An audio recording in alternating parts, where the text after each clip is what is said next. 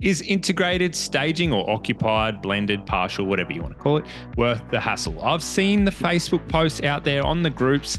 A lot of home stagers seem to be frustrated when doing integrated staging, or a lot of stagers don't go anywhere near it for a variety of reasons. Your furniture might get dirty or ruined due to pets, kids, or just general usage. You might be rocking up to the property on install day and the client has said, I will move the furniture, or their furniture, or the furniture not being used out of the house or into the garage. You get there and guess what? Of course, the furniture has not been moved. Is it worth the hassle? Well, I got a good idea. Why don't we speak to somebody who runs a home staging company that has done over 1,000 integrated staging jobs. Cue Phoebe. Phoebe will be covering the pros and cons of integrated staging, why communication needs to increase for these types of jobs, how we handle furniture getting dirty or ruined, as mentioned before, how we price integrated jobs versus vacant jobs. Are there any differences there? And we've got an integrated job to show you, which I filmed earlier this week, where Phoebe is on site. All right, let's get into it. So that's when we are installing in a property where the client is still living in the property, maybe, but we are definitely incorporating pieces of their furniture. So they may or may not have moved out, but we are incorporating their pieces to help keep the budget at a manageable level, but also to present a more unique finish. Our growth in our business is 100% down to us allowing this to be a service. So had I restricted us to vacant properties only, we would not have had the inbound work that we had in those early years, allowing us to grow. Working with the clients and having that flexibility really helped to set us apart. Now, there are stylists who definitely do not offer it as a service, and there are stylists who've gone the other side and they've niched in integrated styling, and they come in as a one-stop shop. They actually help you package it up. They get taxi box on site, they get it all off site, they style it, and they actually make it a very stress-free, manageable approach for their clients. We're halfway in the middle. Our service, we can definitely help someone take it to storage if they need. We've got our trucks on site, our boys are paid full time. We do pass on a removal service fee for this option. We then take it to storage. So we have a partnership with National Storage. They don't give us reduced rates, but they're very accessible, and we know the ones that have the best rates. So they're the ones we're going to go with depending on where the property is located. We will then install the property. This all happens on the same day. So basically we say head out to breakfast, we'll style the property, and then you can come back to see the property just like your buyers will. Integrated styling for me is my favorite when I see a client's reaction. They fall in love with their home again, and it's because you've put it in a completely different light to how they've lived in it for the last 40 years. You've used their pieces. It still has the homeliness to it, and it's in a new light that they've never actually realised was possible for their home. And then for them to take it to market when they're feeling like that about their home, they know they're going to achieve the best price possible. So we see it time and time again. The other unique benefit, and I think one of the biggest reasons we started off offering it, is because I was hiring in the furniture. So when you hire in the furniture and you're paying per piece, and then we're putting 30% on top of that, it made no sense for me, return on investment wise, to charge a client to bring in a buffet if they had a buffet, to bring in a bed if they had a bed. It made no sense for me to be doing that. It also made no sense for me to bring in what every other stylist was also hiring when they had personal, unique pieces that really helped to tell a story. Now, it's not about making it about one person or making it reflect the family. The pieces still had to appeal to as many people as we can. However, most people have entertainment units. Most people have beds, bedside tables, TVs, those generic pieces that we can incorporate. They might be generic pieces, but they are different to what we would hire. They are more quality, they are heavier, they are generally not necessarily bulky. We would switch out bulky pieces, but they are not what we are going to have in our styling inventory. So the end product is different to everything that anybody else would be scrolling through realestate.com and seeing.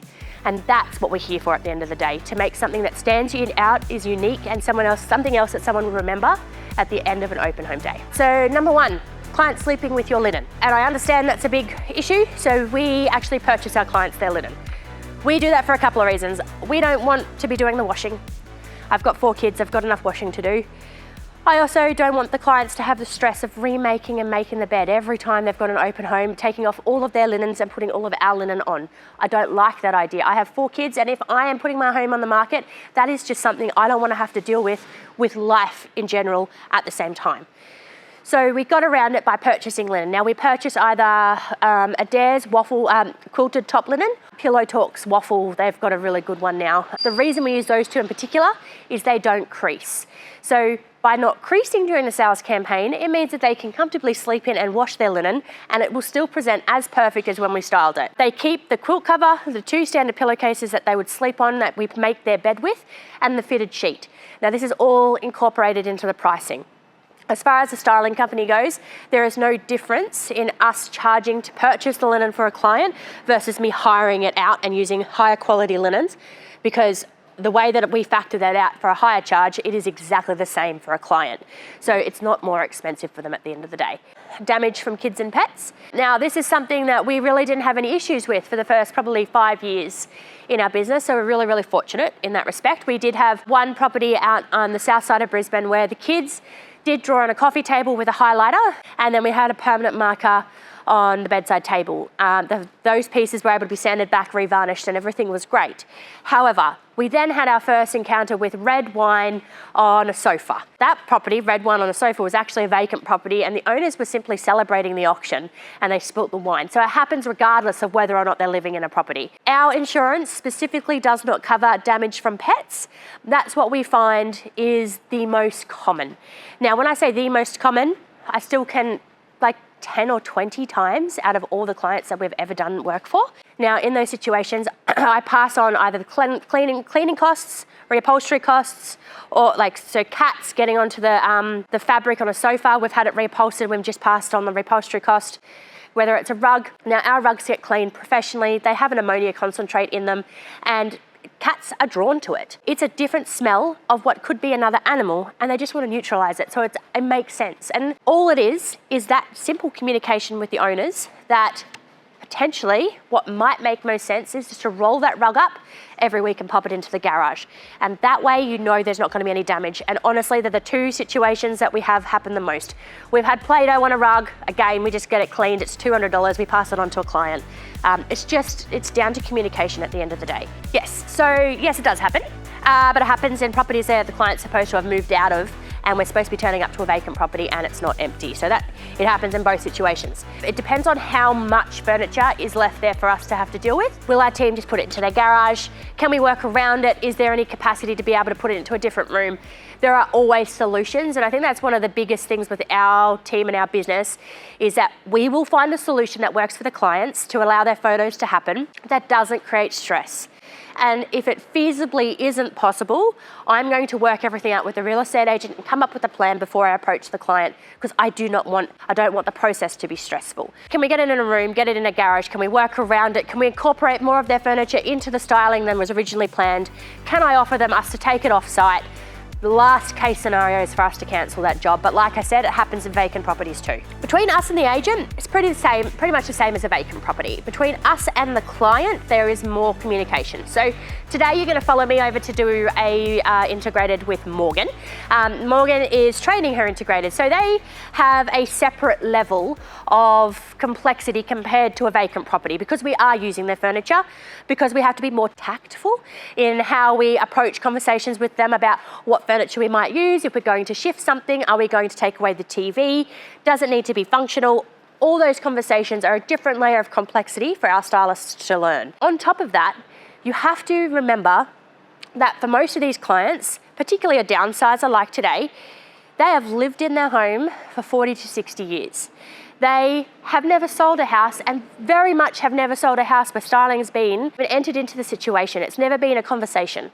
So for us to come in and to completely change their home around when it's already an extremely emotional time, when they've had to cull out all those cupboards with all those memories from 40 years ago and get rid of all those pieces, it is an extremely emotional time. Again, no matter if that's integrated or vacant, it is very tactful communication that happens in that situation. There is a process for our communication. So it starts from the very first day when we meet them at our consultation. We talk to them, we let them know that we're a very stress-free, easy part of the entire marketing process, and that we are basically going to take it all away. We don't discuss it there at the consult because it's extremely overwhelming. We take it away and we write it all down for them. We send through a checklist version of our quote. So basically, you've seen our quote, we're going to let them know what we're going to hire, what we're going to use, and what we're going to store.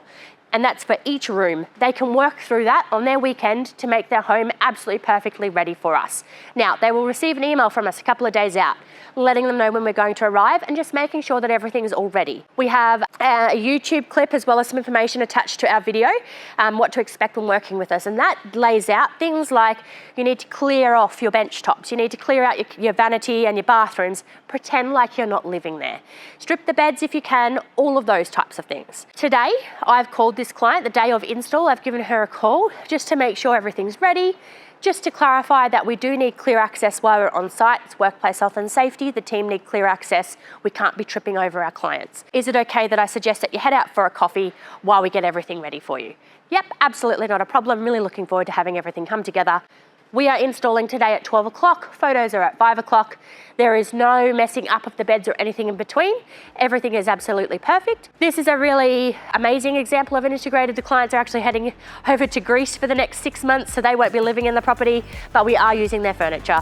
It is the family home, and it will be a really emotional day for them to see the property in a completely different light. Our minimum is a little bit different when it comes to a vacant versus integrated. A 1-bedroom unit for us can go into a property and be styled within an hour. There is nothing to move around. There are no conversations to be had. Generally pick up keys, access is straightforward, and that's a volume-based model. Integrateds, it's more customer service. So that is more conversations, more time needed. There are things to move, there are complexities to maneuver around. So that in itself takes an extra time. We have a $500 difference in the minimum. From that point though, there isn't a huge difference. Our average for an integrated would come in around $4,000, and that's generally us bringing in all the fluff for the house and artwork and probably enough space for 1 living room. And that's what we find most people need, just the joining pieces and all the fluff that we don't live with but help sell houses. There was a decent amount of information there, and I'm about to show you the integrated install that we did. I hope you found this episode informative, helpful, maybe helped clarify a few questions you had around integrated staging. If you have comments, do you like doing integrated staging? Do you not? Do you still feel, is there anything we missed here? Let us know in the comments. But now let's catch up with Phoebe. This was when she was heading off from that install, so towards the end, and then I'll show you the end results. Thanks so much for watching this episode. See you next week. So Phoebe, you're heading off. The install's almost done. I'll stick around and get some final footage. That came together pretty smooth, and the client was only there for about half an hour as well. Yeah, so that's the client's daughter. She's popped in just to say hi, make sure there's nothing else that they had to move. Came together really well, and it's the complexities that I was talking about Foxy TV, about how to integrate the client's furniture well. And when we do an integrated, it always feels more full than a vacant because we have more to our disposal for their return on investment, and it just comes up so beautifully.